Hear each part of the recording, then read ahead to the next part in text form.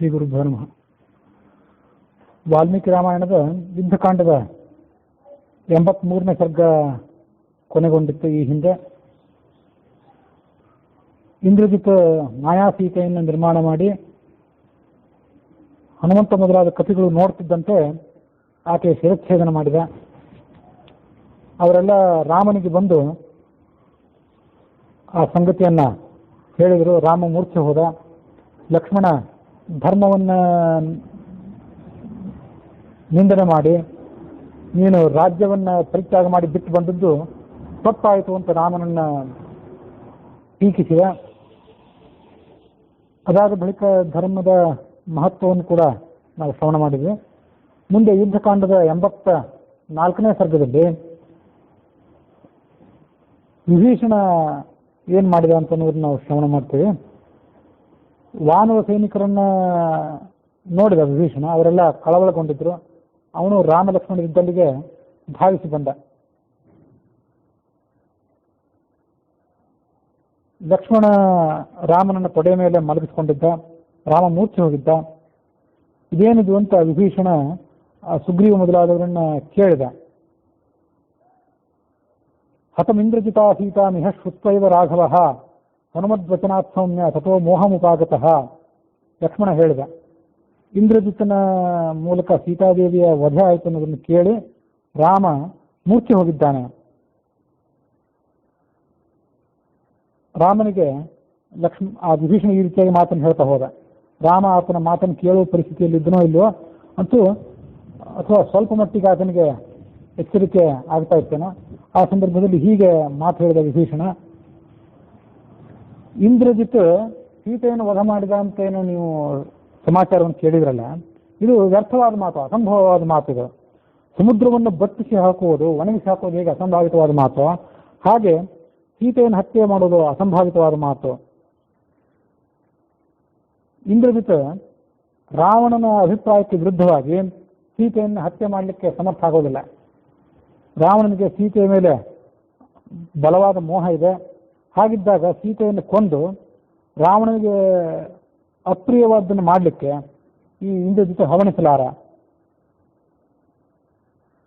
ಯಾಕೆಂದ್ರೆ ಸ್ವಯಂ ನಾನೇ ಈ ಸೀತೆಯನ್ನು ಬಿಟ್ಟು ಕೊಡು, ರಾಮನಿಗೆ ಒಪ್ಪಿಸುವಂತ ಹಲವಾರು ಬಾರಿ ರಾವಣನಿಗೆ ಹೇಳಿದ್ದೆ. ಹಾಗೆ ಹೇಳಿದ್ರೂ ಕೂಡ ಆತ ನನ್ನ ಮಾತನ್ನು ಕೇಳಿರಲಿಲ್ಲ.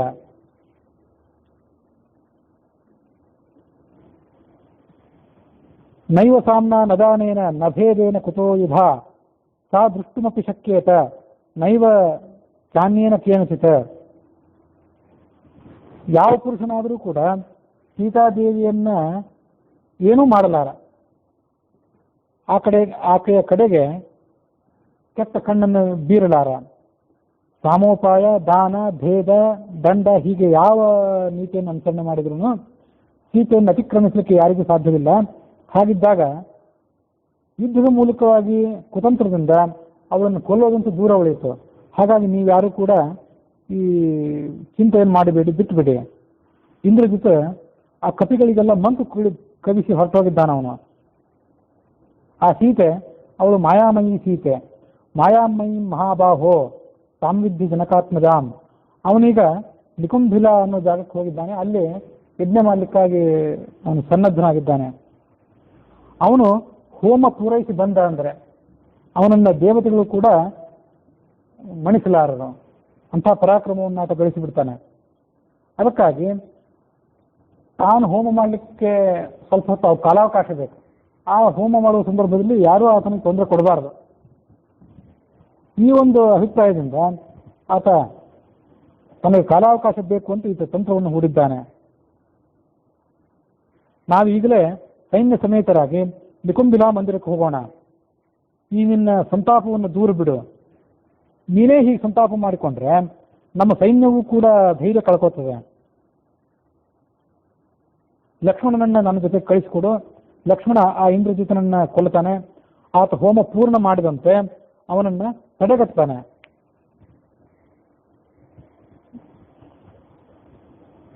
ನೀನು ಈ ಮಾತಿನಲ್ಲಿ ಸಂಶಯ ತಾಳಬೇಕಾಗಿಲ್ಲ, ಕೂಡಲೇ ಕಳಿಸು ಅಂತ ಹೇಳಿದೆ. ರಾಮನಿಗೆ ವಿಭೀಷಣನ ಮಾತು ಕಿವಿಗೆ ಬಿತ್ತು.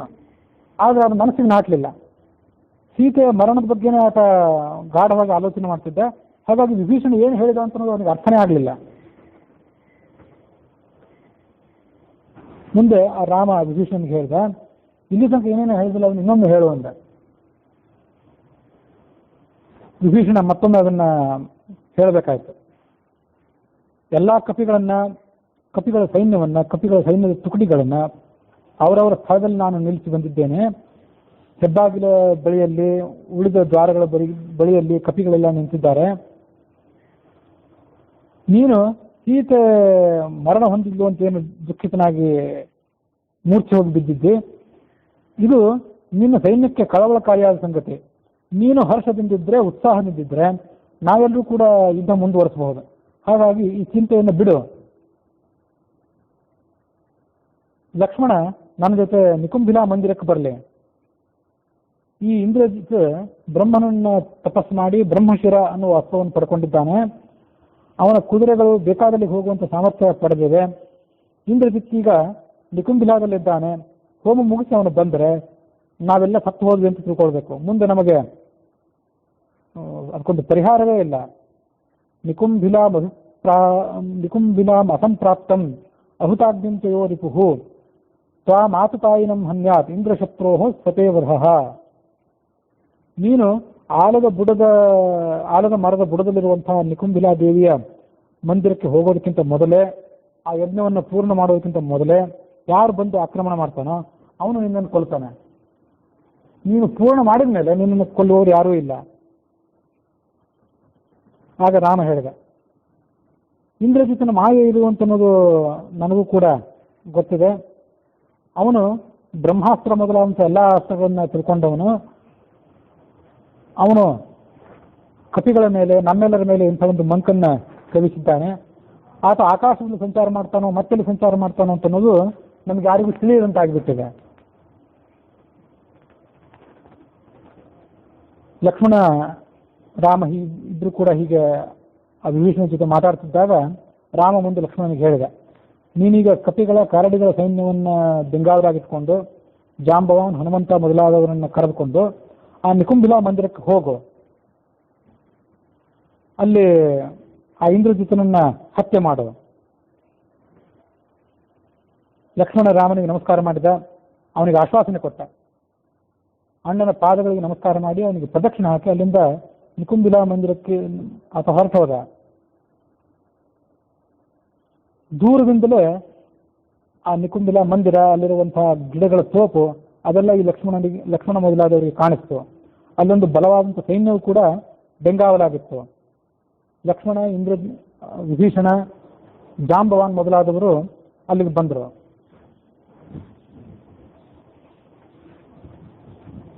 ಒಂದು ಎರಡು ನಾಗಪಾಶಗಳ ಬಗ್ಗೆ ನಾವು ಈಗಾಗಲೇ ಕೇಳಿದ್ವಿ. ಮೊದಲನೇ ನಾಗಪಾಶ ನಾಟಿದಾಗ ಗರುಡ ಅಲ್ಲಿಗೆ ಬಂದು ತನ್ನ ರೆಕ್ಕೆಗಳ ಗಾಳಿಯಿಂದ ನಾಗಪಾಶವನ್ನು ದೂರ ಓಡಿಸಿದ. ಎರಡನೇ ಬಾರಿ ಇಂದ್ರಜಿತನ ಕಾರಣದಿಂದಾಗಿ ಈ ಕಪಿಗಳು, ರಾಮಲಕ್ಷ್ಮಣಾದಿಗಳು ಮೋಹ ಹೊಂದಿದಾಗ ಹನುಮಂತ ಆ ಪರ್ವತವನ್ನು ಎತ್ಕೊಂಡು ಬಂದ. ಆ ಸಂಜೀವನ ಪರ್ವತವನ್ನು ಎತ್ಕೊಂಡು ಬಂದಾಗ ಆ ಪರ್ವತದಲ್ಲಿದ್ದಂಥ ಔಷಧ ಗಾಳಿಯ ಸೇವನೆ ಮಾತ್ರದಿಂದ ಇವರೆಲ್ಲ ಪುನಶ್ಚೇತನ ಪಡ್ಕೊಂಡ್ರು ಅಂತ ನೋಡಿದ್ವಿ. ಮೂರನೇ ಬಾರಿನೂ ಕೂಡ ಒಂದು ಬಾರಿ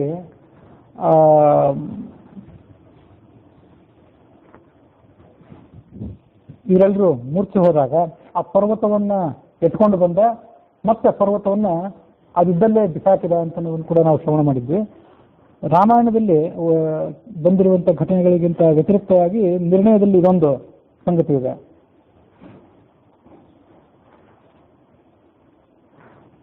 ಪುನಶ್ಚಿತಾನ್ ಪ್ರೇಕ್ಷ ಸಮುತ್ಥಿತಾನ್ ಕಪೀನ್ ಭಯಂ ಮಹಚ್ಛಕ್ರಜಿತಂ ವಿವೇಶ ಸಪೂರ್ವದ್ರವ್ಯವಹೇ ಸಮರ್ಚ್ಯ ಶಿವಂ ತಥಾ ಅದರ್ಶನಮೇವ ಜಗ್ಮಿವಾನ್. ಮೇಲಿನ ಮೇಲೆ ಆ ನಿಕುಂಭಿಲಾ ಮಂದಿರಕ್ಕೆ ಹೋಗಿ ಅಲ್ಲಿ ಹೋಮ ಹವನ ಮಾಡಿ ಆಮೇಲೆ ಶಕ್ತಿಯನ್ನು ಗಳಿಸ್ಕೊಂಡು ಯುದ್ಧ ಭೂಮಿಗೆ ಬರೋದು ಆತನ ಒಂದು ಪದ್ಧತಿಯಾಗಿತ್ತು. ಅದರಂತೆ ಅಲ್ಲಿಗೆ ಹೋಗಿ ಅಭಿಚಾರದ ಅಗ್ನಿಯಲ್ಲಿ ಶಿವನನ್ನು ಆರಾಧನೆ ಮಾಡಿ ಅದೃಶ್ಯನಾದ. ಬ್ರಹ್ಮ, ರುದ್ರ ಇವರಿಬ್ಬರ ಬಲದಿಂದ ಆತ ದರ್ಪವುಳ್ಳವನಾಗಿ ಈ ಕಪಿಗಳ ಮೇಲೆ ಬಾಣಪ್ರಯೋಗ ಮಾಡಿದ.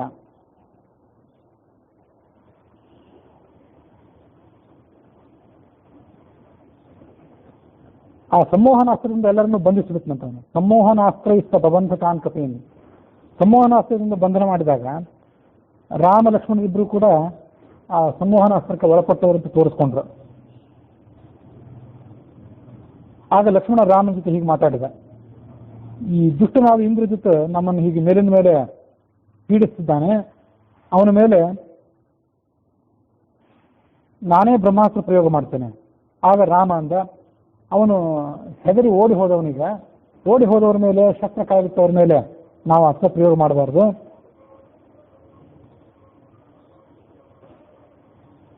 ಈ ಸಂಮೋಹನಾಸ್ತ್ರಕ್ಕೆ ಪ್ರತಿಯಾಗಿ ನಾವು ಬೇರೆ ಏನಾದ್ರು ಮಾರ್ಗ ಹುಡ್ಕೋಣ, ಬ್ರಹ್ಮಾಸ್ತ್ರ ಪ್ರಯೋಗ ಮಾಡೋದು ಬೇಡ ಅಂತ ರಾಮ ಲಕ್ಷ್ಮಣನಿಗೆ ಸಮಾಧಾನ ಮಾಡಿದ.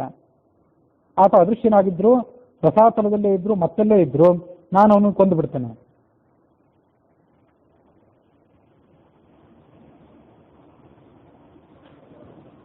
ಆ ಇಂದ್ರಜಿತನ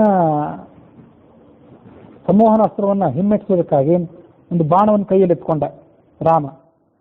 ರಾಮ ತನ್ನ ಕಡೆ ಬಾಣವನ್ನು ಗುರಿ ಇಟ್ಟದ್ದು ನೋಡಿ ಇಂದ್ರಜಿತ ಹೆದರಿ ಅಲ್ಲಿಂದ ಓಡಿ ಹೋದ.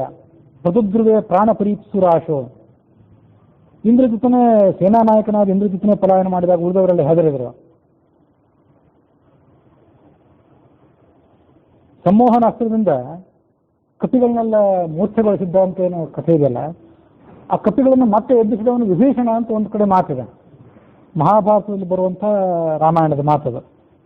ಅಲ್ಲಿ ವಿಭೀಷಣ ಅಂತಂದ್ರೆ ರಾಮನ ತಮ್ಮ ವಿಭೀಷಣ ಅಂತ ಅರ್ಥ ಮಾಡಬಾರ್ದು, ರಾಮನಿಗೆ ಆ ವಿಭೀಷಣ ಅಂತ ಹೆಸರು ಹೀಗೆ ಅರ್ಥ ಮಾಡ್ಕೊಳ್ಬೇಕು.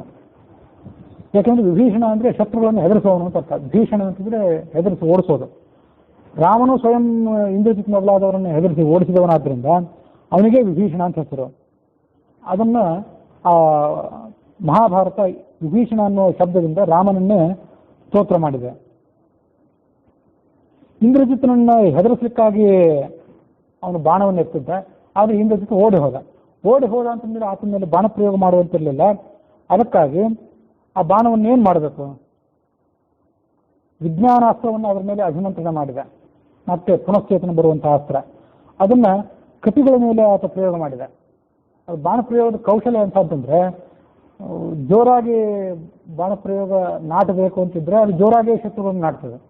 ತಮ್ಮವರಿಗೆ ಅದು ಸೂಕ್ಷ್ಮವಾಗಿ ನಾಟಬೇಕು ಅಂತಿದ್ರೆ ಅದು ಅವರನ್ನು ಮೃದುವಾಗಿ ಹಂಸದ ಗರಿಯಂತೆ ಸೋಕಿ ಆ ಕಪಿಗಳನ್ನು ಪುನಶ್ಚೇತನಗೊಳಿಸಿತು. ವಿಜ್ಞಾನಮಸ್ತ್ರಂ ತ್ವಮುಚತ್ ಸ್ವಸೈನ್ಯ. ರಾಮನ ಅಸ್ತ್ರಬಲದಿಂದ ಇಂದ್ರಜಿತ್ತನ ಅಸ್ತ್ರ ಕ್ಷಣ ಮಾತ್ರದಲ್ಲಿ ದೂರ ಆಯಿತು. ಕಪಿಗಳೆಲ್ಲ ಮತ್ತೆ ಯುದ್ಧಕ್ಕೆ ಸನ್ನದ್ಧರಾಗಿ ಯುದ್ಧಕ್ಕೆ ಹೊರಟರು. ಈ ಕಡೆ ಇಂದ್ರಜಿತ ಮತ್ತೊಮ್ಮೆ ನಿಕುಂಭಿಲಾ ಗುಹೆಗೆ ಹೋದ. ಶರಾವಣಸ್ತಾತ ಸುತೋ ನಿಕುಂಭಿಲಾಂ ಪುನಃ ಸಮಾಸಾದ್ಯ ಜುಹಾವ ಪಾವಕಂ. ಇದು ತಾತ್ಪರ್ಯಕ್ಕೆ ಅನುಸಾರವಾಗಾಯಿತು. ವಾಲ್ಮೀಕಿ ರಾಮಾಯಣದ ಯುದ್ಧಕಾಂಡದ 85ನೇ ಸರ್ಗ ಅಲ್ಲಿಗೆ ಮುಕ್ತಾಯ ಆಗಿತ್ತು. ಆನಂದ ರಾಮಾಯಣದಲ್ಲಿ ವಾಲ್ಮೀಕಿ ರಾಮಾಯಣದಲ್ಲಿ ಹೇಳದೇ ಇರುವಂತಹ ಕೆಲವು ಪ್ರತ್ಯೇಕವಾದ ಸಂಗತಿಗಳು. ವಿಭೀಷಣ, ಜಾಂಬವಾನ್, ಹನುಮಂತ, ಲಕ್ಷ್ಮಣ ಮೊದಲಾದವರು ಅಲ್ಲಿಗೆ ಹೋದರು. ಮತ್ತು ಇಂದ್ರಜಿತನನ್ನು ಕೊಲ್ಲುವಂಥವನು ಯಾವ ಸಾಮರ್ಥ್ಯವನ್ನು ಪಡ್ಕೊಂಡಿರಬೇಕು, ಯಾವ ವಿಶಿಷ್ಟವಾದ ನಿಬಂಧನೆಗೊಳಪಟ್ಟವನು ಇಂದ್ರಜಿತನನ್ನು ಕೊಲ್ಲಬಲ್ಲ, ಇಂದ್ರಜಿತ ತನ್ನ ಸಂರಕ್ಷಣೆಗಾಗಿ ಏನೇನು ರಕ್ಷಣೆಗಳನ್ನು ಕೈಗೊಂಡಿದ್ದ, ಅದನ್ನೆಲ್ಲ ನಾವು ಆನಂದ ರಾಮಾಯಣಕ್ಕನುಸಾರವಾಗಿ ನೋಡಬೇಕು. ರಕ್ತಮಾಲ್ಯಾಂಬರ ಹೊರಹ, ಕೆಂಪು ಬಣ್ಣದ ಬಟ್ಟೆ, ಮಾಲೆ ಇದನ್ನೆಲ್ಲ ಧಾರಣೆ ಮಾಡಿಕೊಂಡು ಆತ ಯಜ್ಞ ಪ್ರಾರಂಭ ಮಾಡಿದ. ಯೋಗಿನಿ ವಟ ಅಧೋಭೂಮ್ಯಾಂ ಗುಹಾಯಾಂ ಸಂಸ್ಥಿತೋ ರಹ. ಯೋಗಿನಿ ವಟ ಅಂತ ವಟವೃಕ್ಷದ ಕೆಳಗೆ, ಅದು ವಾಲ್ಮೀಕಿ ರಾಮಾಯಣದಲ್ಲಿ ಬಂದಿತ್ತು. ಆ ವಟವೃಕ್ಷಕ್ಕೆ ಯೋಗಿನಿ ವಟ ಅಂತ ಹೆಸರು. ಆ ವಟವೃಕ್ಷದ ಕೆಳಗೆ ಒಂದು ಗುಹೆ ಇತ್ತು. ಆ ಗುಹೆಯಲ್ಲಿ ಈತ ಹೋಮಕ್ಕಾಗಿ ಕೂತ್ಕೊಂಡ. ತೋಯ ಅನಿಲ ಅನಲ ವ್ಯಾಘ್ರ ಸರ್ಪ ರಾಕ್ಷಸ ಕಂಟಕೈಹಿ ಆತ್ಮನ ಪರಿತಃಕೃತ್ವ ಪರಿಹಾನ್ ಸಪ್ತ ದುರ್ಗಮಾನ್. ತನ್ನ ಸುತ್ತಲೂ 7 ಥರದ ರಕ್ಷಣೆಗಳನ್ನು ಆತ ವ್ಯವಸ್ಥೆ ಮಾಡಿಕೊಂಡ ಅಂತಿದೆ. ಅದೇನೆಂದ್ರೆ ತೋಯ ನೀರಿನ ದುರ್ಗ, ಕಂಟಕ ಮಾಡಿರ್ತಾರಲ್ಲ ಅದು. ಅನಿಲ ಗಾಳಿಯ ದುರ್ಗ, ಅನಲ ಅಂದ್ರೆ ಬೆಂಕಿಯ ದುರ್ಗ. ಇದಾದ ಮೂಲಕ ವ್ಯಾಘ್ರ ಹುಲಿಗಳ ಒಂದು ಪಡೆ, ಅದು ಆ ಇಂದ್ರಜಿತ ಆತನ ಪುರೋಹಿತರು ಇತ್ಯಾದಿಗಳನ್ನು ಸುತ್ತುವರೆದು ಅವರಿಗೆ ರಕ್ಷಣೆಯನ್ನು ಒದಗಿಸಿತ್ತು. ಅದಾದ ಬಳಿಕ ಸರ್ಪ, ಇದಾದ ಮೇಲೆ ರಾಕ್ಷಸರ ಸೈನ್ಯ, ಇದಾದ ಮೇಲೆ ಕಂಟಕ, ಮುಳ್ಳುಗಳ ದೊಡ್ಡದೊಂದು ಗುಂಪು. ಹೀಗೆ ತನ್ನ ಸುತ್ತಲೂ 7 ಸುತ್ತಿನ ರಕ್ಷಣೆಯನ್ನು ಆತ ಒದಗಿಸಿಕೊಂಡು ಹೋಮ ಪ್ರಾರಂಭ ಮಾಡಿದ. ಹೋಮಕುಂಡ ಏನಿತ್ತು ಕೆಳಗೆ, ಆ ಹೋಮಕುಂಡದ ಮೇಲ್ಭಾಗದಲ್ಲಿ ಒಂದು ಕೃಷ್ಣ ವರ್ಣದ ಕಪ್ಪು ಬಣ್ಣದ ಒಂದು ಸರ್ಪವನ್ನ ಕಟ್ಟಿಕೊಂಡಿದ್ದ. ಅದು ಕೆಳಮುಖವಾಗಿ ಜೋತಾಡ್ತಿತ್ತು. ಅದು ರಕ್ಷಣೆಗಾಗಿ ಆತ ಮಾಡ್ಕೊಂಡಿದ್ದಿರಬೇಕು. ರಕ್ತ ಚಂದನ ಲೇಪಿತ, ಮೈಗೆಲ್ಲ ಕೆಂಬಣ್ಣದ ಗಂಧವನ್ನು ಲೇಪಿಸಿಕೊಂಡಿದ್ದ. ಕೆಂಬಣ್ಣದ ಹೂಗಳು, ಅಕ್ಷತಃ ಮಂತ್ರಾಕ್ಷತೆಗಳು ಕೂಡ.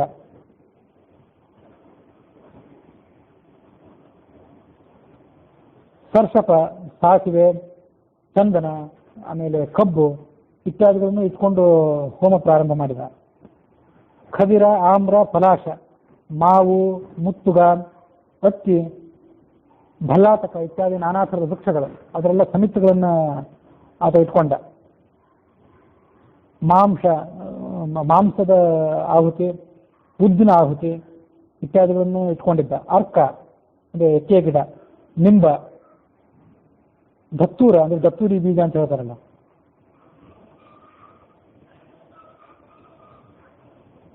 ನಾನಾ ವನಚರಾಣಾಂಶ ಮಾಂಸೈರಪಿ ಸಮಂತ್ರಕಂ, ನಾನಾ ಥರದ ಕಾಡು ಪ್ರಾಣಿಗಳು, ಪಕ್ಷಿಗಳು, ಪ್ರಾಣಿಗಳು, ಇವುಗಳ ಮಾಂಸವನ್ನೆಲ್ಲ ತನ್ನ ಅನುಕೂಲಕ್ಕಾಗಿ ಅಲ್ಲಿ ಆತ ಇಟ್ಕೊಂಡಿದ್ದ ಆಹುತಿಗಾಗಿ. ನಿಮಿಲ್ಲೇ ನಯನೇ ರಹಃ, ಕಣ್ಣು ಮುಚ್ಚಿಕೊಂಡು ರಹಸ್ಯ ಜಾಗದಲ್ಲಿ ಕೂತ್ಕೊಂಡು ಹೋಮವನ್ನು ಉಪಾಸನೆಯನ್ನು ಮುಂದುವರಿಸಿದ. ವಿಭೀಷಣನಿಗೆ ದೂರದಿಂದಲೇ ಆ ಹೋಮದ ಹೊಗೆ ಕಾಣಿಸಿತ್ತು. ಲಂಕಾನಗರದ ಎಲ್ಲ ಗುಪ್ತ ಸ್ಥಳಗಳು ವಿಭೀಷಣನಿಗೆ ಗೊತ್ತಲ್ಲ, ಅದು ಅವನಿಗೆ ಅಲ್ಲಿ ಕಾಣಿಸಿತು. ಸಮಾಪ್ತಕ್ಕೆ ಧೂಮೋಯಂ ಮೇಘನಾದಸ್ಯ ದುರ್ಮತೆ, ಈ ದುಷ್ಟನಾದ ಮೇಘನಾದನ ಈ ಹೋಮ ಒಂದು ವೇಳೆ ಮುಗಿದರೆ ಸತ ಅಜಯ್ಯೋ ಭವೇತ್, ಆತ ಅಜಯ್ಯನಾಗಿಬಿಡ್ತಾನೆ. ಮುಂದೆ ಯಾರಿಗೂ ಆತನನ್ನು ಗೆಲ್ಲೋದು ಸಾಧ್ಯ ಇರೋದಿಲ್ಲ. ಅದಕ್ಕಾಗಿ ಈಗಲೇ ಲಕ್ಷ್ಮಣನನ್ನು ಕಳಿಸು ಅಂತ ಹೇಳಿದ. ಅದಕ್ಕೊಂದು ನಿಬಂಧನೆ ಇದೆ, ಇಂದ್ರಜಿತನ ಎಂಥವ್ರು ಕೊಲ್ಲಬೇಕು ಅಂತ ಅನ್ನೋದಕ್ಕೆ. ಶತ್ರುಮುಖ ಬ್ರಹ್ಮ ಅವನಿಗೆ ಕೊಟ್ಟದ್ದು ವರ ಅಂತದ. 12 ವರ್ಷ ಕಾಲ ನಿದ್ರೆ, ಆಹಾರ ಇವನ್ನೆಲ್ಲ ಗೆದ್ದು ಯಾರು ಸೇವಾನಿಷ್ಠನಾಗಿರ್ತಾನೋ ಅಂಥವನ ಕಡೆಯಿಂದ ಇಂದ್ರಜಿತನಿಗೆ ವರ ಅಂತ ಬ್ರಹ್ಮನಿಂದ ಕೊಡಲ್ಪಟ್ಟಂಥ ವರ ಇದೆ. ಅದಕ್ಕಾಗಿ ಇವನನ್ನು ಕೊಲ್ಲಬೇಕಂದ್ರೆ ಲಕ್ಷ್ಮಣನೇ ಕೊಲ್ಲಬೇಕು. ಅಂದರೆ ಅಂಥ ಸೇವೆ ಮಾಡಿದ್ದ ಅವನು ಈ 14 ವರ್ಷದ ಸಂದರ್ಭದಲ್ಲಿ ರಾಮ ಸೀತೆಯರಿಗೆ. ಹಾಗಾಗಿ ಅವನನ್ನು ಕೊಲ್ಲಬಲ್ಲಂಥವ್ರು ಬೇರೆ ಯಾರೂ ಇಲ್ಲ, ಇವನನ್ನೇ ಕೊಟ್ಟು ಕಳಿಸುವ. ವಾಲ್ಮೀಕಿ ರಾಮಾಯಣ ಪ್ರಕಾರ ಆತ 14 ವರ್ಷ 12 ವರ್ಷ ನಿದ್ರೆ ಆಹಾರ ಇವನ್ನೆಲ್ಲ ಗೆದ್ದಿದ್ದ ಅಥವಾ ಬಿಟ್ಟಿದ್ದ ಅಂತ ಅಲ್ಲೇನು ಬಂದಿರಲಿಲ್ಲ. ಒಂದ್ಸರಿ ಇಂದ್ರಜಿತ್ ಈ ಲಕ್ಷ್ಮಣನೇ ಮಲ್ಕೊಂಡಿದ್ದ, ಅವನನ್ನು ರಾಮ ಎಬ್ಬಿಸಿದ ಅಂತ ನಾವು ವನವಾಸದ ಆರಂಭದಲ್ಲಿ ನೋಡಿದ್ವಿ. ಇದು ಆನಂದ ರಾಮಾಯಣದ ಕಥೆ.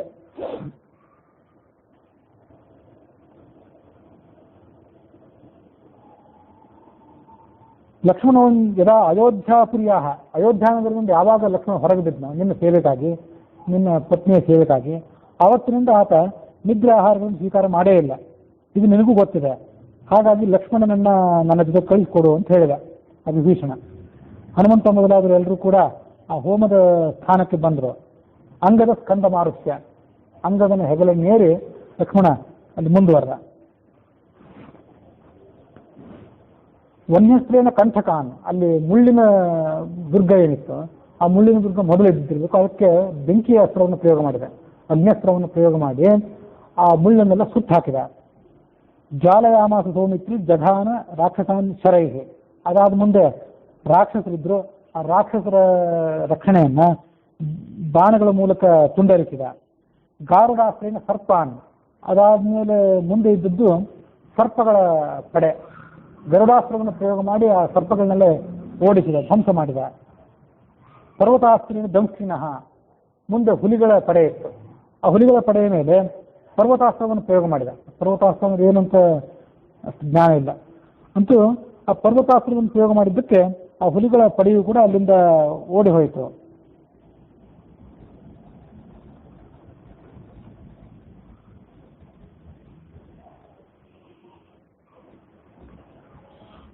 ಆಮೇಲೆ ಮುಂದೆ ಬೆಂಕಿಯ ದುರ್ಗವಿತ್ತು, ಅದರ ಮೇಲೆ ವಾರುಣಾಸ್ತ್ರ ಪ್ರಯೋಗ ಮಾಡಿದ. ವಾರುಣಾಸ್ತ್ರ ಅಂದರೆ ನೀರನ್ನು ಸುರಿಸುವಂತಹ ಅಸ್ತ್ರ. ಆ ಸುರಿದ ನೀರಿನ ಪರಿಣಾಮವಾಗಿ ಬೆಂಕಿ ಎಲ್ಲ ಆರಿ ಹೋಯಿತು.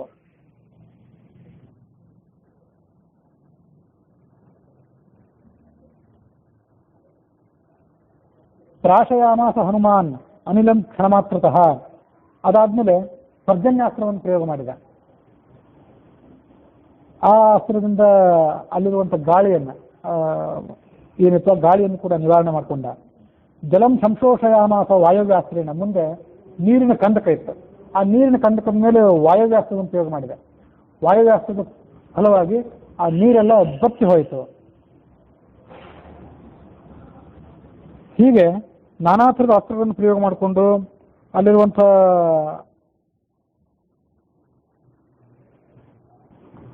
ರಾಕ್ಷಸರನ್ನೆಲ್ಲ ಆತ ಧ್ವಂಸ ಮಾಡಿದ. ಮುಂದೆ ಆ ಇಂದ್ರಜಿತ್ ಯಾವ ಸ್ಥಳದಲ್ಲಿ ಯೋಗಿನಿ ವಟದ ಕೆಳಗೆ ನಿಂತ್ಕೊಂಡು ಆ ಹೋಮಕ್ಕೆ ಸಿದ್ಧನಾಗಿದ್ನೋ ಅಲ್ಲಿಗೆ ಬಂದ. ವಟಸ್ಥಾಂ ಯೋಗಿನಿ ಗುಹಾಂ. ಅಲ್ಲೊಂದು ದೊಡ್ಡ ಬಂಡೆಕಲ್ಲಿತ್ತು. ಬಂಡೆಕಲ್ಲಿನ ಮೇಲೆ ಆ ಇಂದ್ರಜಿತ್ ಕೂತ್ಕೊಂಡಿದ್ದ. ಗುಹಾ ಪಿಧಾನ ಪಾಷಾಣಂ. ಗುಹೆಗೆ ಯಾರೂ ಪ್ರವೇಶ ಮಾಡಬಾರದು ಅಂತ ಗುಹೆಗೆ ಮುಚ್ಚಳಿಕೆಯಾಗಿ ಒಂದು ದೊಡ್ಡ ಬಂಡೆಕಲ್ಲನ್ನು ವ್ಯವಸ್ಥೆ ಮಾಡಿದ್ರು. ಹನುಮಂತ ತನ್ನ ಪಾದದ ಒಡೆತದಿಂದ ಆ ಕಲ್ಲನ್ನು ನುಚ್ಚು ನೂರು ಮಾಡಿದ. ಚೂರ್ಣೀಕೃತ್ಯ ಗುಹಾ ಸಂಸ್ಥಂ ಮೇಘನಾದಂ ವ್ಯತರ್ಜಯತ್. ಆಗ ಗುಹೆಯ ಬಾಯಿ ಬರಿದಾಯಿತು. ಇವರೆಲ್ಲ ಒಳಗೆ ನುಗ್ಗಿದ್ರು. ಆ ಇಂದ್ರಜಿತನನ್ನು ಬೆದರಿಸಿ ಹೊರಗೆ ಕರೆದರು. ಅವನು ಹೋಮವನ್ನು ಬಿಟ್ಟು ಹೊರಗೆ ಬಂದ. ಲಕ್ಷ್ಮಣನಿಗೆ ಎದುರಾಗಿ ನಿಂತ್ಕೊಂಡ. ಶಸ್ತ್ರೈರಸ್ತ್ರೈ ಪರ್ವತಾದ್ಯೈ ಮರ್ಮಭಿದ್ಭಿ ನಿಜೋಕ್ತಿಭಿ. ಅವರಿಬ್ಬರ ನಡುವೆ ಪರಸ್ಪರವಾದ ಘೋರವಾದಂಥ ಯುದ್ಧ ಪ್ರಾರಂಭ ಆಯಿತು. ಕಪಿಗಳು ಕೂಡ ತಮ್ಮ ಪರ್ವತದ ಶಿಖರಗಳು, ಬಂಡೆಕಲ್ಲುಗಳು ಇತ್ಯಾದಿಗಳನ್ನು ಎತ್ಕೊಂಡು ಆ ಇಂದ್ರಜಿತನ ಸೈನ್ಯದ ಮೇಲೆ ಯುದ್ಧವನ್ನು ಸಾರಿದರು. ವಾಲ್ಮೀಕಿ ರಾಮಕ್ಕನುಸಾರವಾಗಿ ವಿಭೀಷಣ ಆ ಲಕ್ಷ್ಮಣನಿಗೆ ಹೇಳಿದ, ಬೇಗ ಯುದ್ಧ ಪ್ರಾರಂಭ ಮಾಡಿಸು. ಲಕ್ಷ್ಮಣ ಇಂದ್ರಜಿತನ ಸುತ್ತಲಿರುವಂತಹ ರಾಕ್ಷಸರ ಪಡೆ ಏನಿದೆ ಇದು ಧ್ವಂಸ ಆದರೆ ಇಂದ್ರಜಿತ ನಮ್ಮ ಕಣ್ಣಿಗೆ ಬೀಳ್ತಾನೆ. ಅದಕ್ಕಾಗಿ ಹೋಮ ಮುಗಿಯೋದ್ರೊಳಗೆ ಆ ಇಂದ್ರಜಿತನ ನೀನು ಸಂಹಾರ ಮಾಡು. ಲಕ್ಷ್ಮಣ, ಕಪಿಗಳು, ಕರಡಿಗಳು ಇವರೆಲ್ಲ ಪ್ರಬಲವಾದ ಯುದ್ಧವನ್ನು ಪ್ರಾರಂಭ ಮಾಡಿದರು. ಆ ಕಡೆ ರಾಕ್ಷಸ ಸೈನ್ಯವು ಕೂಡ ತಮ್ಮ ಮೇಲೆ ಬಂದೊದಗಿದಂತಹ ಹಠಾತ್ತಾದ ಆಕ್ರಮಣವನ್ನು ನೋಡಿ ಈ ಕಪಿಗಳ ಸೈನ್ಯವನ್ನು ಎದುರಿಸಲಿಕ್ಕೆ ಬಂತು. ಹನುಮಂತ ದೊಡ್ಡದೊಂದು ವೃಕ್ಷವನ್ನು ಕೈಯಿಂದ ಕಿತ್ತಿ ಆ ವೃಕ್ಷದ ಹೊಡೆತದಿಂದ ರಾಕ್ಷಸ ಸೈನ್ಯವನ್ನೆಲ್ಲ ಧ್ವಂಸ ಮಾಡಿದ. ಅನೇಕ ರಾಕ್ಷಸರು ಪ್ರಾಣ ಕಳೆದುಕೊಂಡ್ರು. ಎಷ್ಟೋ ಜನ ಮೂರ್ಛಿತರಾದರು. ಮತ್ತೆಷ್ಟೋ ಜನ ಕೈಕಾಲುಗಳನ್ನು ಕಳೆದುಕೊಂಡ್ರು. ಶಕ್ತಿಯಾಯುಧ, ಖಡ್ಗ, ಧನಸ್ಸು ಇದನ್ನೆಲ್ಲ ಹಿಡ್ಕೊಂಡವರೆಲ್ಲ ಹನುಮಂತನ ಪ್ರಹಾರದಿಂದ ಅಸುನೀಗಿದ್ರು. ಇಂದ್ರಜಿತ್ ಇದನ್ನೆಲ್ಲ ನೋಡಿದ. ರಥವನ್ನು ನಡೆಸು ಆ ಕಪಿಗಳ ಸೈನ್ಯ ಇದ್ದಲ್ಲಿ ಅಂತ ತನ್ನ ಸಾರಥಿಗೆ ಹೇಳಿದ. ಇಂದ್ರಜಿತನ ರಥ ಹನುಮಂತ ಇದ್ದಲ್ಲಿಗೆ ಬಂತು. ಆ ಇಂದ್ರಜಿತನ ಶಸ್ತ್ರಾಸ್ತ್ರಗಳ ಪ್ರವಾಹವನ್ನು ಹನುಮಂತ ಸಹಿಸಿಕೊಂಡ. ನೀನಿವತ್ತು ನನ್ನ ಜೊತೆ ಯುದ್ಧ ಮಾಡಲಿಕ್ಕೆ ಬಂದಿದ್ದೆ, ಪ್ರಾಣ ಸಮೇತನಾಗಿ ನಿನ್ನನ್ನು ಬಿಡೋದಿಲ್ಲ ಅಂತ ಹನುಮಂತ ಅವನನ್ನ ಹೆದರಿಸಿ ಅವನ ಮೇಲೆ ಯುದ್ಧ ಮಾಡಿದ. ಆಗ ಲಕ್ಷ್ಮಣ ಹೇಳಿದ, ಇಂದ್ರಜಿತ್ ಹನುಮಂತನನ್ನು ಸಂಹಾರ ಮಾಡಬೇಕು ಅಂತ ಪ್ರಯತ್ನ ಪಡ್ತಿದ್ದಾನೆ. ನೀನೀಗ ಮುನ್ನುಗ್ಗಿ ಇಂದ್ರಜಿತನನ್ನ ಸಂಹಾರ ಮಾಡುವ. ಲಕ್ಷ್ಮಣ ಮತ್ತು ಇಂದ್ರಜಿತ್ ಎಲ್ಲರೂ ಕೂಡ ಆ ಇಂದ್ರಜಿತ್ ಇದ್ದಲ್ಲಿಗೆ ಬಂದರು. ವಟವೃಕ್ಷವನ್ನ ಲಕ್ಷ್ಮಣನಿಗೆ ತೋರಿಸಿದ ಈ ವಿಭೀಷಣ. ಇಲ್ಲೇ ಭೂತಗಳಿಗೆ ಬಲಿ ಕೊಡ್ತಾನವನು. ಅದಾದ ಬಳಿಕ ಅದೃಶ್ಯನಾಗಿ ಶತ್ರುಗಳ ಜೊತೆ ಯುದ್ಧ ಮಾಡ್ತಾನೆ. ನೀನು ಕೂಡಲೇ ಶಸ್ತ್ರಾಸ್ತ್ರಗಳನ್ನು ಎತ್ತು ಅಂತ ಹೇಳಿದ ವಿಭೀಷಣ. ಆಗ ಇಂದ್ರಜಿತ್ ಅವನ ಕಣ್ಣಿಗೆ ಕಾಣಿಸಿದ. ಲಕ್ಷ್ಮಣ ಹೇಳಿದ ಆ ಇಂದ್ರಜಿತನಿಗೆ, ಅವನು ಯುದ್ಧಕ್ಕೆ ಆಹ್ವಾನಿಸಿದ. ಇಂದ್ರಜಿತ್ ಲಕ್ಷ್ಮಣನ ಪಕ್ಕದಲ್ಲಿ ನಿಂತಂತ ವಿಭೀಷಣನ ನೋಡಿದ. ಇಹತ್ವಂ ಜಾತ ಸಮೃದ್ಧ ಸಾಕ್ಷಾತ್ ಭ್ರಾತ ಪಿತುರ್ಮಮ. ವಿಭೀಷಣನಿಗೆ ಏನು ಹೇಳಿದ ಇಂದ್ರಜಿತ್ ಅಂದ್ರೆ, ನೀನು ಲಂಕಾನಗರದಲ್ಲೇ ಹುಟ್ಟಿದವನು, ಬೆಳೆದವನು, ನನಗೆ ನೀನು ಚಿಕ್ಕಪ್ಪನಾಗಬೇಕು. ನಮ್ಮ ಕಪಿಗಳ ಮೇಲೆ ಮತ್ತು ನಿನ್ನ ಮೂಲ ನೆಲೆಯಾದಂಥ ಲಂಕಾನಗರದ ಮೇಲೆ ನೀನಿವತ್ತು ದಂಡಕ್ಕೆ ಬಂದಿದ್ದೆ. ನಮಗೆಲ್ಲರಿಗೂ ದ್ರೋಹ ಮಾಡ್ತಿದ್ದೆ. ಕುಟುಂಬದ ಜನರ ಬಗ್ಗೆ ನಿನಗೆ ಪ್ರೇಮವಿಲ್ಲ, ಆತ್ಮೀಯರ ಬಗ್ಗೆ ಸ್ನೇಹವಿಲ್ಲ, ರಾಕ್ಷಸ ಜಾತಿಯ ಬಗ್ಗೆ ನಿನಗೆ ಮಮಕಾರ ಅಭಿಮಾನಗಳಿಲ್ಲ. ಭ್ರಾತೃ ಪ್ರೇಮ ಕರ್ತವ್ಯ ಏನು ಅಕರ್ತವ್ಯ ಏನು ಅಂತ ವಿವೇಚನೆಯೂ ನಿನಗಿಲ್ಲ.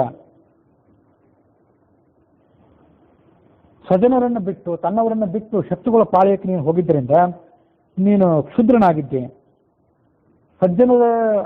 ಸಜ್ಜನಾದವನು, ಒಬ್ಬ ಮಾನವಂತನಾದವನು ಏನು ಮಾಡಬೇಕು? ತನ್ನವರ ಜೊತೆ ಬದುಕಬೇಕು.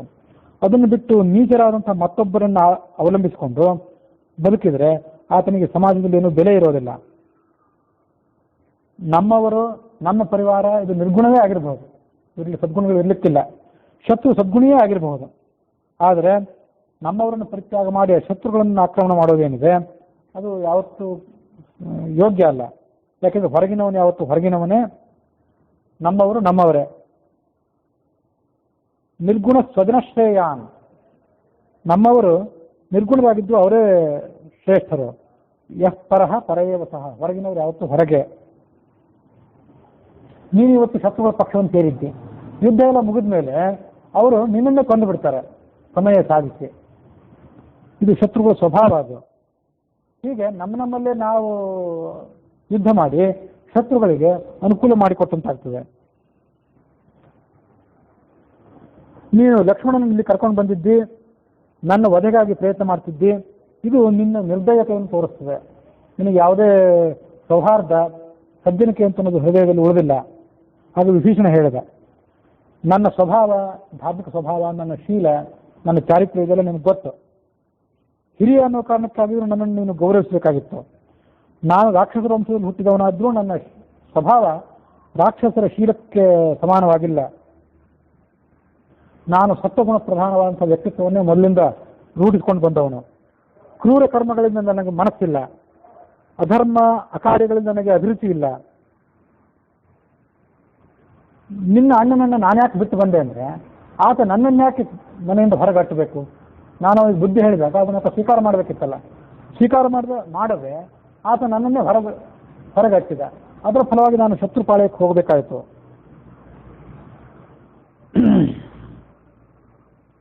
ಧರ್ಮಾತ್ ಪ್ರಚ್ಯುತಶೀಲಂ ಹಿ ಪುರುಷಂ ಪಾಪನಿಶ್ಚಯಂ ತ್ಯಕ್ವಾ ಸುಖಮವಾಪ್ನೋತಿ ಹಸ್ತಾದಾಶೀವಿಷಂ ಯಥಾ. ನಮ್ಮವರೇ ಆಗಿದ್ರು ಅವರು ಧಾರ್ಮಿಕರಾದರೆ ಅವರ ಸಹವಾಸವನ್ನು, ಅವರ ಸಂಪರ್ಕವನ್ನು ಮುಂದುವರಿಸಬೇಕು. ನಮ್ಮವರೇ ಇಟ್ಕೊಂಡು ಅವರು ಅಧಾರ್ಮಿಕರಾದರೆ, ಚಾರಿತ್ರ ಭ್ರಷ್ಟರಾದರೆ ಅವರ ಸಹವಾಸವನ್ನು ಮುಂದುವರಿಸಬಾರ್ದು, ಅವರನ್ನು ಬಿಟ್ಟು ಬಿಡಬೇಕು. ಹಸ್ತಾದಾಶೀವಿಷಂ ಯಥಾ, ಕೈಯಲ್ಲಿ ಹಾವಿದೆ, ಆ ಹಾವು ನಮ್ಮದು ಅಂತ ಇಟ್ಕೊಂಡು ಹಾವನ್ನು ಹಾಗೆ ಇಟ್ಕೊಂಡು ಕೂಡಬಾರ್ದು, ಅದನ್ನ ಎತ್ತಿ ದೂರ ಬಿಸಾಡಬೇಕು. ಇಲ್ಲದೇ ಇದ್ರೆ ಒಂದಲ್ಲ ಒಂದು ದಿವಸ ಅದು ನಮ್ಮನ್ನೇ ಹಾಳು ಮಾಡ್ತದೆ. ಪರಹಿಂಸೆ, ಇನ್ನೊಬ್ಬರನ್ನ ಹಿಂಸೆ ಮಾಡೋದು, ಇತರರ ಸೊತ್ತಿನ ಅಪಹರಣ, ಪರಸ್ತ್ರೀ ಸಂಪರ್ಕ, ಇವು ಮೂರು ದುಷ್ಕೃತ್ಯಗಳು ಬಹಳ ದೊಡ್ಡ ಪ್ರಮಾಣದ ದುಷ್ಕೃತ್ಯಗಳು ಅಂತ ಹೇಳ್ತಾರೆ ಜ್ಞಾನಿಗಳು. ಯಾವ ಮನೆಯಲ್ಲಿ ಈ ಮೂರು ದುಷ್ಕೃತ್ಯಗಳಿವೆಯೋ, ಇನ್ನೊಬ್ರಿಗೆ ಹಿಂಸೆ ಮಾಡೋದು, ಆ ಹಿಂಸೆಯ ಮೂಲಕ ಹೊಟ್ಟೆಯನ್ನು ತುಂಬಿಸ್ಕೊಳ್ಳೋದು, ಹೊಟ್ಟೆ ತುಂಬಿಸ್ಕೊಳ್ಳಿಕ್ಕಾಗಿ ಹಿಂಸೆ ಮಾಡೋದು, ಅಥವಾ ವಿನೋದಕ್ಕಾಗಿ ಹಿಂಸೆ ಮಾಡೋದು, ಇತರರ ಸೊತ್ತಿನ ಅಪಹರಣ, ಪರಸ್ತ್ರೀ ಸಂಪರ್ಕ, ಇವು ಯಾವ ಮನೆಯಲ್ಲಿವೆಯೋ ಆ ಮನೆಯನ್ನ ಪರಿತ್ಯಾಗ ಮಾಡಬೇಕು ಅಂತ ಹಿರಿಯರ ಮಾತು. ನಮ್ಮದೇ ಆದ ಮನೆಯಾಗಿದ್ರು ಆ ಮನೆಯನ್ನು ಬಿಟ್ಟು ಹೊರಗಿರಬೇಕು ಅಂತ ನಮ್ದು ಹಿರಿಯರ ಮಾತಿದು. ಪರಸ್ವಾನಾಂತ ಹರಣಂ ಪರದಾರಾಭಿಮರ್ಶನಂ ಸುಹೃದ ಮತಿಶಂಕಾಚ ತ್ರಯೋ ದೋಷಾಹ ಕ್ಷಯಾವಹಾಹ. ಇವು ಬಹಳ ಕೆಟ್ಟ ದೋಷಗಳಿವು, ಇವು ಮೂರು. ಅದ್ಯಾವುದು ಅಂದರೆ ಇತರರ ಸೊತ್ತನ್ನು ಅಪಹಾರ ಮಾಡೋದು, ಪರಸ್ತ್ರೀಯರ ಸಂಪರ್ಕ, ಮತ್ತು ನಮ್ಮವರನ್ನು ಸಂದೇಹ ಪಡೋದು. ನಮ್ಮವರು ನಮಗೆ ಹಿತೋಕ್ತಿಗಳನ್ನು ಹೇಳಿದರೂ ಕೂಡ ಆ ಹಿತೋಕ್ತಿಗಳನ್ನು ಸ್ವೀಕಾರ ಮಾಡದೆ ಅವರ ಮೇಲೆ ಸಂದೇಹ ಪಡೋದು, ಆ ಮೂಲಕ ಅವರನ್ನು ತೊಂದರೆಗೀಡು ಮಾಡೋದು. ಇವೆಲ್ಲ ಏನಿದೆ ತ್ರಯಃ ದೋಷಾಹ ಕ್ಷಯಾವಹ. ನೀವು ಇದನ್ನು ಮಾಡ್ತಾ ಹೋದರೆ, ಇದನ್ನು ನಿಲ್ಲಿಸದೆ ಹೋದರೆ ಒಂದಲ್ಲ ಒಂದು ದಿವಸ ಅವು ನಿಮ್ಮ ಬುಡಕ್ಕೆ ಕೊಡಲಿ ಏಟನ್ನು ತಂದು ಕೊಡ್ತವೆ. ಹಾಗಾಗಿ ಮನುಷ್ಯ ಈ ಮೂರು ದೋಷಗಳ ಬಗ್ಗೆ ಎಚ್ಚರಿಕೆಯಿಂದಿರಬೇಕು. ನಮ್ಮ ಅಣ್ಣ ರಾವಣ, ನಿಮ್ಮ ತಂದೆ ರಾವಣ ಎಲ್ಲ ಥರದ ದುಷ್ಕೃತ್ಯಗಳನ್ನು ಮಾಡ್ತಾ ಬಂದ. ಹಾಗಾಗಿ ನಾನು ಆ ಮನೆಯಿಂದ ಹೊರಗಿರಬೇಕಾಯಿತು. ಮಹರ್ಷೀಣಾಂ ವದೋ ಘೋರಃ ಸರ್ವದೇವೈಶ್ಚ ವಿಗ್ರಹ ಅಭಿಮಾನಶ್ಚ ರೋಷಶ್ಚ ವೈರತ್ವಂ ಪ್ರತಿಕೂಲತಾ ಏತೇ ದೋಷಾ ಮಮ ಭ್ರಾತುಃ ಜೀವಿತೈಶ್ವರ್ಯ ನಾಶನಾಹ ಗುಣಾನ್ ಪ್ರಚ್ಛಾದಯಾಮಾಸು ಪರ್ವತಾನಿವ ತೋಯದಾಹ. ಏನೇನು ಮಾಡಿದ ರಾವಣ ಅಂದ್ರೆ, ಜ್ಞಾನಿಗಳಾದಂಥ ಮಹರ್ಷಿಗಳನ್ನ ಯಾವತ್ತೂ ಕೂಡ ಹಿಂಸಿಸ್ತಾ ಬಂದ.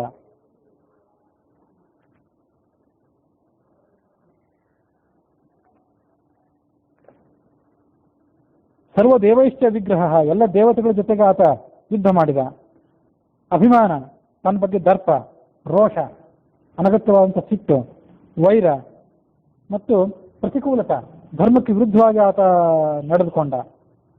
ಹೀಗೆ ನಾನಾ ಥರದ ದುರ್ಗುಣಗಳನ್ನ ಆತ ಮೊದಲಿಂದಲೂ ತೋರಿಸ್ತಾನೆ ಬಂದ.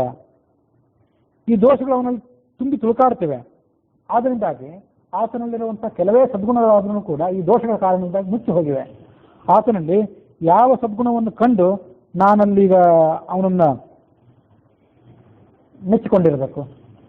ಅದು ಹೇಗೆ ಅಂತಂದ್ರೆ, ಪರ್ವತ ಎಷ್ಟೇ ದೊಡ್ಡದಾದರೂ, ಹಿಮಾಲಯವೇ ಆಗಲಿ ಕೇದಾರವೇ ಆಗಲಿ, ಎಂಥ ದೊಡ್ಡ ಪರ್ವತವೇ ಆದ್ರೂ ಮೋಡ ಆ ಪರ್ವತಗಳನ್ನು ಹೇಗೆ ಮುಚ್ಚಿ ಹಾಕ್ತದೋ ಅದರಂತೆ ದೋಷಗಳು ಈ ರಾವಣನ ವ್ಯಕ್ತಿತ್ವವನ್ನು ಮುಚ್ಚಿ ಹಾಕಿವೆ. ಅದಕ್ಕಾಗಿ ನಾನು ಅವನನ್ನು ಅಣ್ಣ ಆದ್ರೂ, ನಿನಗೆ ತಂದೆ ಆದ್ರೂ ನಾನು ಅವನನ್ನು ಪರಿತ್ಯಾಗ ಮಾಡಬೇಕಾಯಿತು. ಇನ್ನು ಮುಂದಾದ್ರೂ ಲಂಕಾ ನಗರವೂ ಉಳಿಯೋದಿಲ್ಲ ಮತ್ತು ಆ ರಾವಣನೂ ಉಳಿಯೋದಿಲ್ಲ, ನೀನೂ ಉಳಿಯೋದಿಲ್ಲ. ಇದನ್ನು ನೀವೆಲ್ಲ ಈಗಲೇ ಅರ್ಥ ಮಾಡ್ಕೊಳ್ಬೇಕು. ಅಂಥ ಕೆಟ್ಟ ಪಾಪವನ್ನು ನೀವು ಮಾಡಿದ್ದೀರಿ. ಅದಕ್ಕಾಗಿ ನೀವು ಎಚ್ಚರಿಕೆಯಿಂದಿರಬೇಕು ಅಂತ ಹೇಳಿದ ಈ ವಿಭೀಷಣ. ಮತ್ತು ನೀನು ಕೂಡ ನಿಮ್ಮ ತಂದೆಗೆ ಸಮಾನವಾಗಿ ಎಲ್ಲ ಥರದ ದುರ್ಗುಣಗಳನ್ನು ಹೊಂದಿದವನು, ದುರಭಿಮಾನಿ, ಮೂರ್ಖ, ಅವಿಧೇಯ, ಹಿರಿಯರಿಗೆ ವಿಧೇಯತೆಯನ್ನು ತೋರಿಸಿದವನು. ಹಾಗಾಗಿ ಕಾಲದ ಪಾಶ, ಕಾಲದ ಹಗ್ಗ ನಿನ್ನ ಕುತ್ತಿಗೆ ಸುತ್ತಲೂ ಈಗಾಗಲೇ ಬಿಗಿದಾಗಿದೆ. ಕಡೆಯ ಕ್ಷಣದಲ್ಲಿ ನಿನಗೇನು ಬೇಕೋ ಅದನ್ನು ಹೇಳಿಬಿಡು. ನಿನ್ನೊಂದು ಏನಾದರೂ ಕೋರಿಕೆ ಇದ್ದರೆ ಅದನ್ನು ನಾವು ಈಡೇರಿಸಲಿಕ್ಕೆ ಪ್ರಯತ್ನ ಪಡೋಣ. ಕಠೋರವಾದ ಮಾತುಗಳಿಂದ ನನ್ನನ್ನು ನೀನು ನಿಂದನೆ ಮಾಡಿದ್ದೆ, ಅದರ ಫಲವನ್ನು ಈಗಲೇ ಅನುಭವಿಸಿದ್ದೆ. ಆ ವಟವೃಕ್ಷದ ಸಮೀಪಕ್ಕೆ ನಿನಗೆ ಹೋಗಲಿಕ್ಕೆ ಸಾಧ್ಯ ಆಗೋದಿಲ್ಲ, ಹೋಮವನ್ನು ಪ್ರಾರಂಭ ಮಾಡಲಿಕ್ಕೆ ನಿನಗೆ ಸಾಧ್ಯ ಆಗೋದಿಲ್ಲ. ಲಕ್ಷ್ಮಣನ ಎದುರಿಸಿ ನೀನು ಜೀವ ಸಮೇತ ಉಳಿಯಲಾರೆ. ಲಕ್ಷ್ಮಣನ ಬಾಣಕ್ಕೆ ತುತ್ತಾಗಿ ನೀನು ಪ್ರಾಣ ಪರಿತ್ಯಾಗ ಮಾಡಿದ ಮೇಲೆ ಯಮನ ಪಟ್ಟಣಕ್ಕೆ ಹೋಗ್ತಿ. ಇಲ್ಲೇನು ಯಾವ ಕಾರ್ಯವನ್ನು ಮಾಡಬೇಕು ಅಂತ ಬಂದಿದ್ದೀಯೋ ಆ ಕಾರ್ಯವನ್ನು ಅಲ್ಲೇ ಮಾಡುವೆ ಅಂತೆ ಅಂದ ವಿಭೀಷಣ. ನಿನ್ನ ಪೂರ್ಣವಾದ ಬಲವನ್ನು ತೋರಿಸು, ನಿನ್ನ ಶಸ್ತ್ರಾಸ್ತ್ರಗಳ ಜ್ಞಾನವನ್ನೆಲ್ಲ ನಮ್ಮ ಎದುರಿಗೆ ತೋರ್ಪಡಿಸು.